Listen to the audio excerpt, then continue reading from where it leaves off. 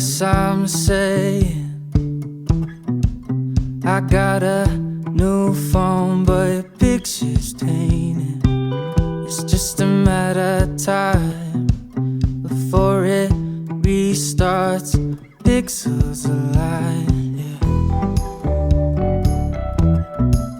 We sat up first class and left the impression, old cash and a dugout. On the way to a nice Dinosaur Park and Oldman formation spot. Gonna be staying in here for the night, and then also my bike back there. Just hooked up onto the bike rack. Pretty excited, should be pretty good. Nice view pretty much the whole way. Good 4-hour drive here from where I live, but it should be pretty nice. Weather's good, a little windy, but this spot's really good. It's where my Troodon Premax came from, the rooted one, and then lots of Dromaeosaur teeth, some nice Tyrannosaur teeth. There is a Gorgosaur vertebrae there that I know in situ, and a few other things, so go check out that spot. Last time I was there, some big chunks of a Chylosaur armor that I didn't take, but might be gunning for that this time, see what's actually exposed and what's not. Hopefully see some pronghorn, maybe find a shed or two, that would be alright. Okay, it's windy as all hell, but I just got a rattlesnake. I can just see him right up here moving, so I'll see if I can get closer. I'm gonna try and be quiet. He's really big, he's a big rattlesnake.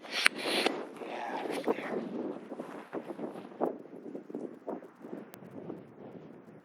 Okay, around here, just being careful. Oh, yeah, oh, wow, he's angry. That's the biggest rattlesnake I've ever seen in my life. Holy shit. Look at him. Oh my god. That's huge. Oh my god.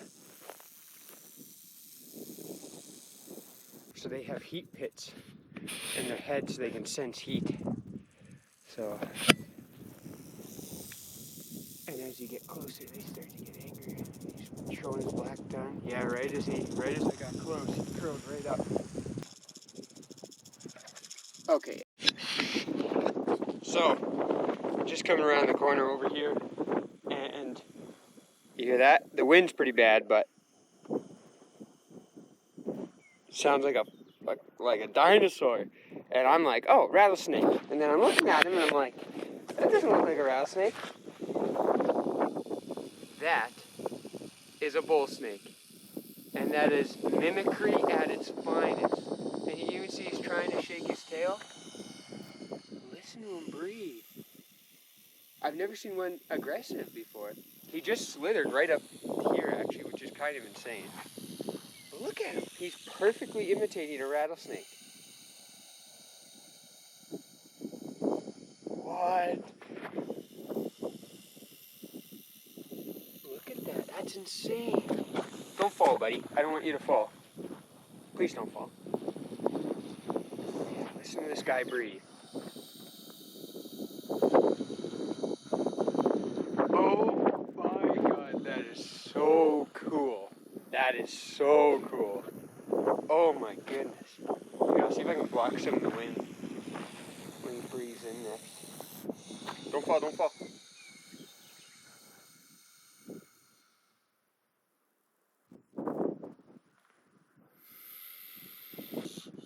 He had me at first, but then I saw his head and I'm like, rattlesnakes don't look like that. Rattlesnakes have a very kind of triangular head that's very flat. I was like, you look like a gardener snake and a rattlesnake had a kid.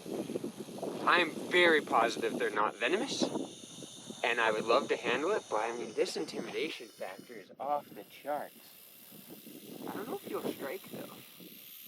He's gearing up to do so. It's crazy that he's even trying to shake his tail. Wow. Yeah, he came right up here. It's right up here. I just saw his head as he was coming over the little lip here. I was standing right where my bag is there. Just right there, yeah. And here he is. So he's got pretty much all of his attention on me. He's not too worried about anything else right now. Yeah, that's crazy. The way that he's breathing in, like it just sounds like a movie. Snakes are really cool in that their belly scales are it's basically a row of singular long rectangular scales, and that's to reduce friction when they move on the ground, just because the amount of surface area that they have when they're moving on the ground costs a lot of energy. So because they have those large rectangular scales, they reduce that amount of friction and then can save energy when moving around. That's scary. Like the way that sounds, it sounds like Godzilla. Like that's so cool. I just don't know if he'd bite me or not, and I don't really want to find out. But I would love to handle him. I'm definitely in striking distance, though.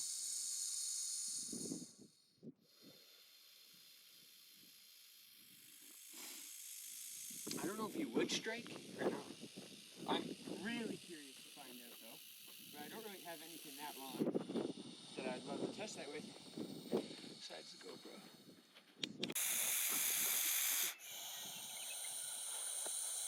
Don't fall off. Don't fall off.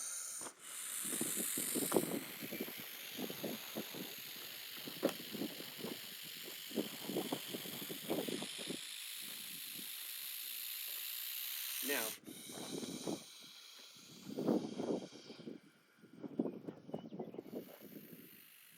move back. I don't want you to fall off. Ow, mosquito. Oh, fuck. Yeah, I guess they'll strike.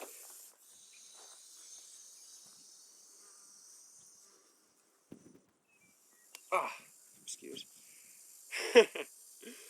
I guess they will strike, huh? Yeah, nope. I'm okay. Sorry, buddy.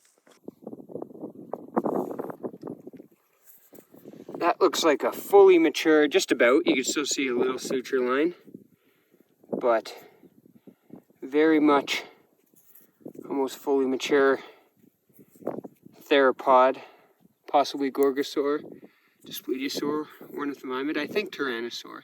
It's a little square. Caudal vertebrae, so tail vertebrae, with a little bit of neural arch. Pretty cool. So here we're looking at a very nice Tyrannosaur vertebrae. So what's really cool about it is you can see here, well, let me get into focus, is this is suture line, but it's partially fused. So that means that this is a sub-adult individual, because when they're a juvenile and they're really young, this isn't fused at all. So this suture line is completely unfused. These would be two separate pieces, and as they become a full-grown adult, this fuses into one whole chunk.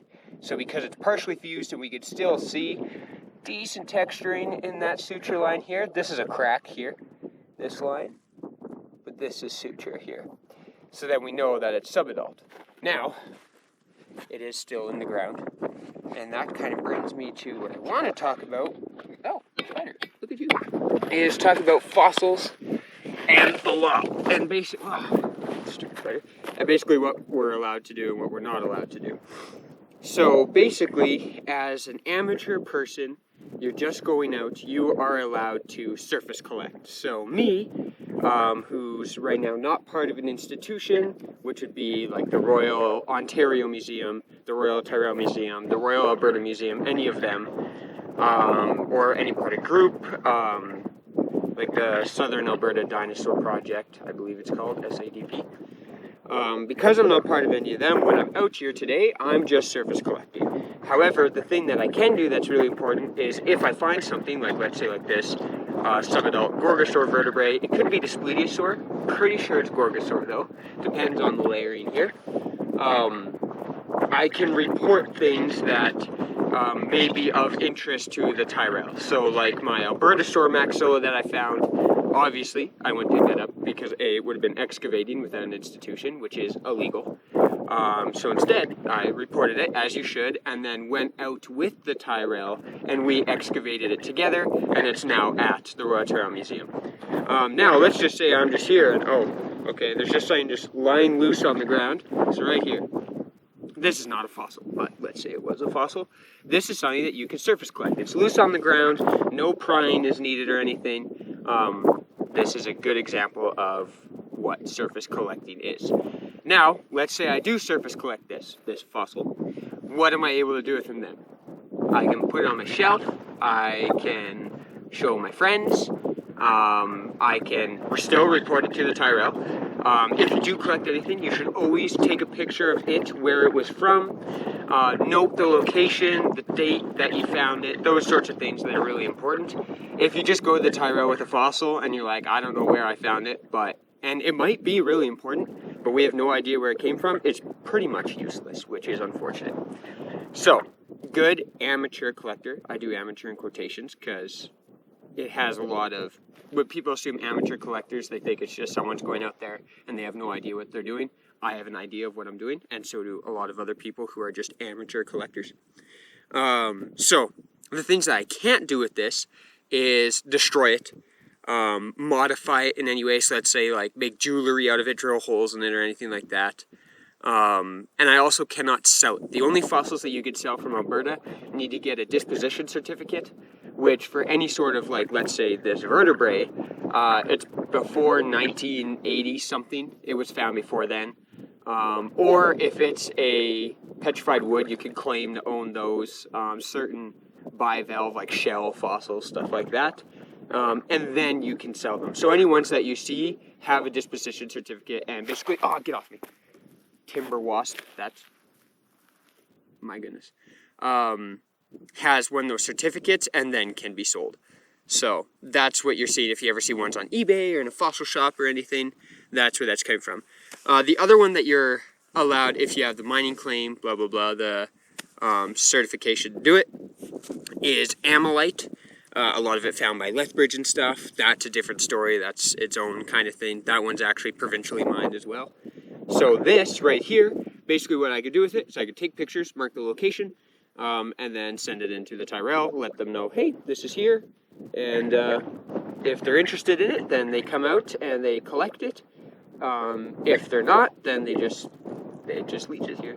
And a lot of people then hear that and they're like, oh, I've reported this, let's say hadrosaur limb, and the Tyrells are going to dig it up. And then they're like, so what the heck? There are so many fossils, is the first thing.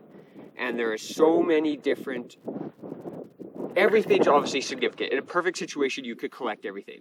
But now you have to take into consideration collecting time, and time to get to and from that site, time to prep it as well in the lab, which takes forever. And there's a huge backlog in a lot of museums to prep a lot of their fossils. And then it's taking up space. So you really want to factor out the more significant finds, and keep those ones, the ones that are going to have more of an impact to science than a lot of the other ones, which, like I said, is unfortunate, but it is unfortunately just the way that it goes. It is the realistic way. For me, it's kind of the same with deer antlers or even some fossil teeth now. I found so many that if there's just a really exploded chalky one, I'm not taking it. I'm going to just leave it and probably never think about it again. But when I first started out fossil collecting, any piece of tooth I saw, I would take. So as you start to find more things, you start to favor for more significant things. And that's just kind of the way it goes. There's just a lot of factors that go into it all. So there's a little bit of a crash course on what to do if you find a fossil, and what you are allowed and not allowed to do to collect it, and what you can do with it from there, and what an institution would then do. So, yeah.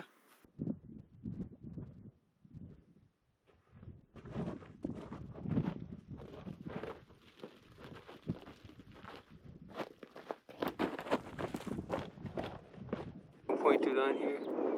That thing right there, where my fingertip is. I was like, what the heck? Ain't no way that that's just sitting there like that. Can't even make this stuff up. Ow. And, yeah. There's a pretty good hadrosaur vertebrae just chilling right there. And I'm assuming, by the looks of it, so it's right here. If we come up here, that looks rather hadrosaur vertebrae imprint like. Oh, you know what, actually? I think it came from right there. Because I bet you that's the neural arch. So, That's also insane, because it's like the most surface collectible thing of all time. And it probably just fell out like a week ago, I'd guess. But, yep. Look at that. Get my damn head out of the way. Try to... Oh! That was close. Okay, back up. You can see I slid down half the damn mountain. Alright, let's do that a little bit better this time. It was sitting, yep, right there. Look at that. That's pretty insane. I don't know what the legality of something like that is. This part's service collected, and I'm obviously not going to touch the other part. But that's crazy. Anyway, so then, after I nearly stumble and die, I'm looking over here, just looking around, and what do I see? Right down there, looks like a gorgosaur tail vertebrae, maybe ornithomimid juvenile. Doesn't look like the neural arch is fused, but I think it's sitting there shining. Try and, oh. It's so much harder with my old GoPro. Oh yeah. Look at that guy. Oh baby. That's clean. Clean and pretty. That probably didn't fall out too long ago either. Nice thing about vertebrae is because they're so solid, they usually last for a decent amount of time out in the elements. Now we can tell this is juvenile because the neural arch, these suture lines, there's no fusion with this and the neural arch. But if we think about like the other vertebrae, it has the centrum and then maybe a little bit of the neural arch on there, but the rest of it was still in there. Usually you just find them with the centrum. The rest of it's usually degraded away first, and then, yeah, but that's a solid one. Doesn't look like any feeding wear, nothing abnormal about it, but I'm assuming, might be Tyrannosaur, might be ornithomimid. It's definitely lower caudal. Maybe more, yeah, lower. So, distal, I believe. Maybe a little bit middle, but that's my guess. Cool. I got a new phone, but your picture's tainted. It's just a matter of time before it restarts. Pixels align, yeah. We sat up first class and left the impression. Old cash and a dug up weapon. I can't help it, my friends, yeah. I try so hard to forget. We parked the car in the harbor yard, screaming at stars, wish it never started. Your heart took me for part, and you're missing my calls, and I miss the problem.